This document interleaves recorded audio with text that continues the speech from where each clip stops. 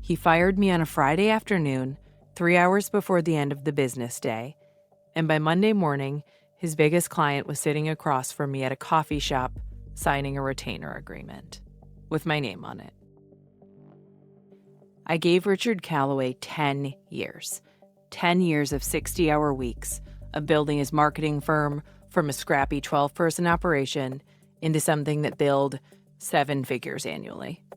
I was his first senior hire, back when the office was a converted dental suite with carpet that smelled like antiseptic and ambition. Richard was charming in those days, the kind of founder who remembered your birthday and your dog's name and made you feel like the whole thing was a shared mission.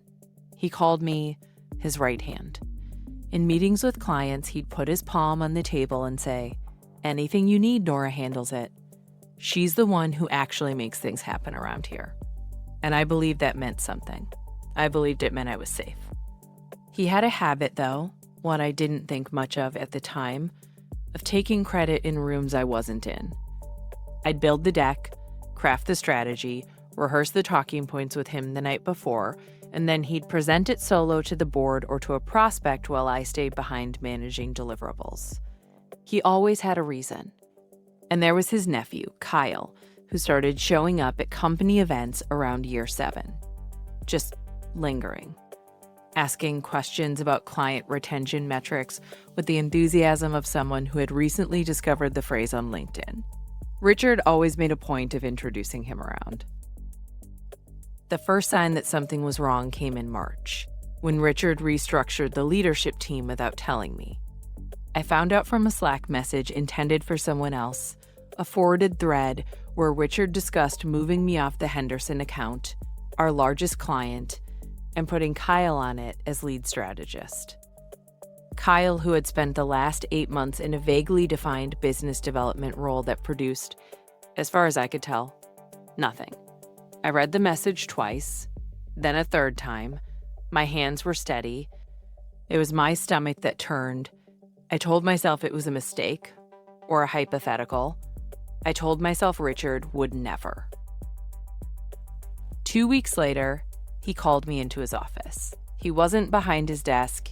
He was standing by the window, which was something he did when he wanted to seem casual about something that wasn't casual at all. He said the firm was restructuring. He said it wasn't personal. He said the direction of the company was shifting toward a younger, more digitally native leadership model, and that my role, as it currently existed, was being eliminated. He used the phrase mutual transition without explaining what was mutual about it. I asked about severance. He said the firm's financial position didn't support a severance package at this time, but that he'd be happy to serve as a reference. 10 years, and I was being offered a reference. I asked who was taking over my accounts. He paused. He actually paused, like a man choosing his words at a deposition. Then he said Kyle would be stepping into a broader strategic role that encompassed some of my former responsibilities. Some. As if I didn't manage every major account the firm had. As if I hadn't personally built the relationships that kept the lights on. I didn't cry in that office. I collected the things from my desk into a single cardboard box, and the receptionist, a girl named Mia who'd started 3 months earlier, watched me carry it out without a word. The security badge they asked me to return still had my old photo on it, the one from when I was 29, and believed that working hard for someone meant they'd never let you fall. I sat in my car in the parking garage for 40 minutes. I didn't turn the engine on. I didn't call anyone. I just sat there with the box in the passenger seat, staring at the concrete wall in front of me, feeling the specific kind of emptiness that comes from realizing that loyalty is a currency only one person was spending. The grief lasted 2 days. On Sunday evening, I was sitting at my kitchen table with a glass of wine I hadn't touched, and I pulled out my phone and started scrolling through my contacts. Not social media, my actual contacts, the direct numbers, the personal emails, the cell phones of every client I had managed over the last decade. And something shifted behind my ribs, something cold and precise, like a lock clicking into place. I realized that Richard Calloway didn't have clients. I had clients. Every one of them called me first. Every one of them trusted my judgment, returned my calls within the hour, sent me Christmas cards addressed to Nora, not to the firm. Richard had the logo. I had the relationships.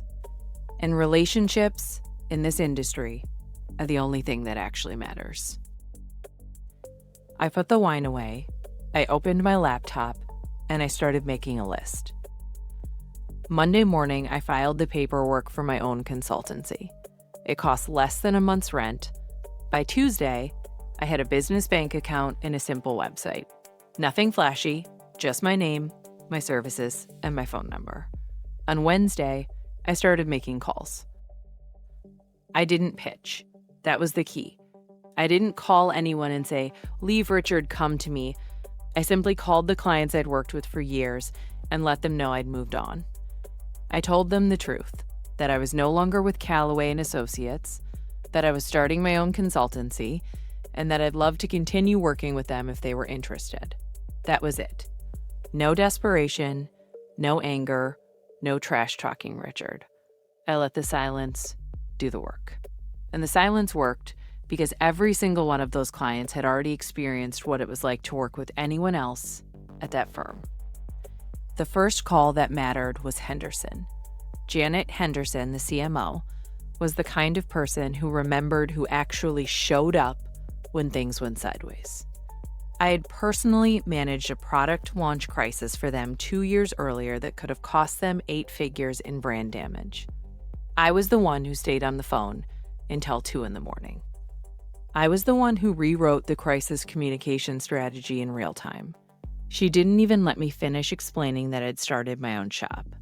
She said, "Send me the contract." By the end of the first week, I had spoken to 11 of Callaway's top 15 accounts. 9 expressed immediate interest. 3 wanted to wait until their current contracts expired, which was fine. I had time. I was patient in a way Richard had never been. And what Richard still didn't know was that Henderson wasn't even my final card. The complication came on day 9, when someone at the firm, I never found out who, tipped Richard off that I was making calls. He had his attorney send me a cease and desist letter claiming I had signed a non-compete. I had not. I knew this because I had read every piece of paper Richard ever put in front of me, a habit he'd once mocked as paranoid.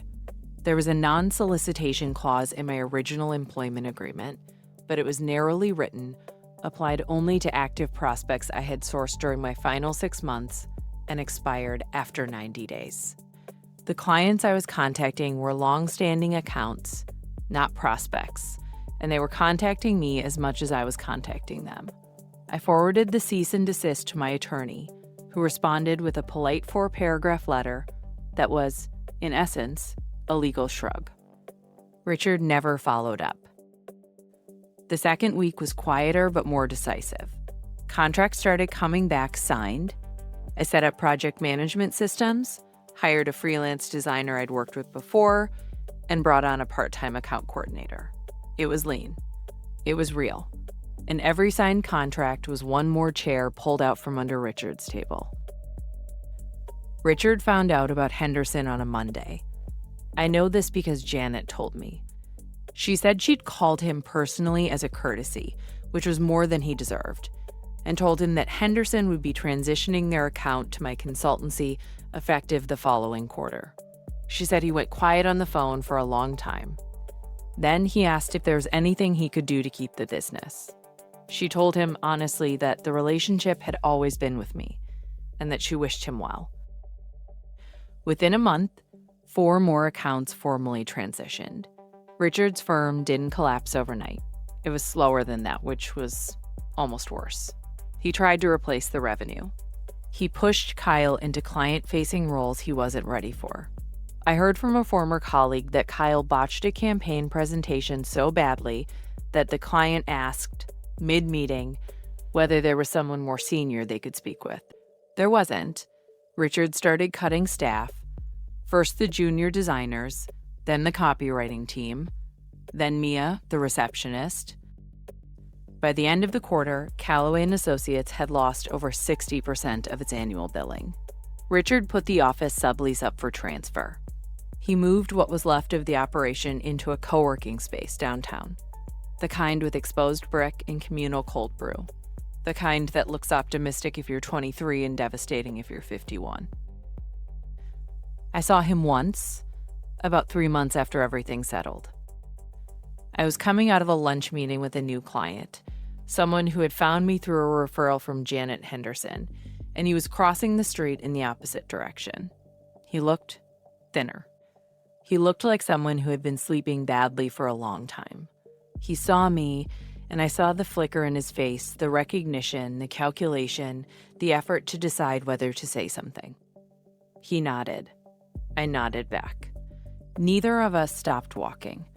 My consultancy billed more in its first year than I earned in my last 5 years at Callaway combined. I work fewer hours. I have 7 employees now. I sleep without my phone on the nightstand.